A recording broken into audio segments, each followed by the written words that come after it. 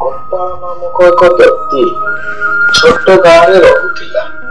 ସେ ବହୁତ କଞ୍ଜୁସ ଏବଂ ପୁରୁଣା ଚିନ୍ତାଧାରାର ଥିଲା।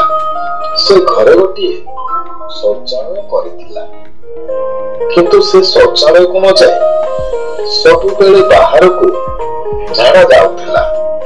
ତାପରେ ଦିନେ ସେ ବାହାରକୁ ଝାଡ଼ା ଯାଉଥିବା ସମୟରେ ବାଟରେ ତାର ରାମ ସାଥିରେ ଦେଖା ହେଲା। ଗୋପାଳ ଭାଇ, ଘରେ ତୁମେ ଶୌଚାଳୟ କରିକି ବାହାରକୁ କାହିଁକି ଝାଡ଼ା ଯାଉଛ? ବୁଝିଲୁ ରାମ ଭାଇ, ମୁଁ ଶୌଚାଳୟରେ କଣ ପାଇଁ ଝାଡ଼ା ବସିବି?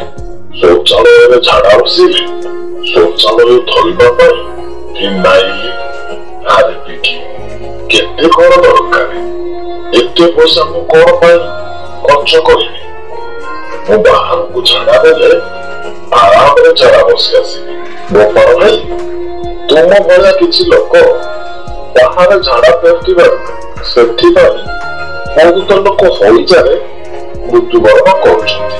କାରଣ ସେଇ ଝାଡ଼ାରେ ବସୁଥିବା କିଛି ମାଛିମାନେ ଆସି ଆମ ଖାଦ୍ୟ ଉପରେ ବସିଥାନ୍ତି।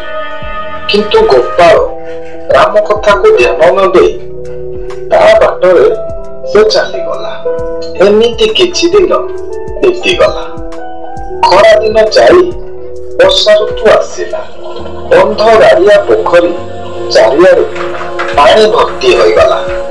ପୁରୁଣା ଅଭ୍ୟାସ ଥିବାରୁ ପୁଣି ଗୋପାଳ ବାହାରକୁ ଝାଡ଼ା ଫେରିବା ପାଇଁ ଗଲା।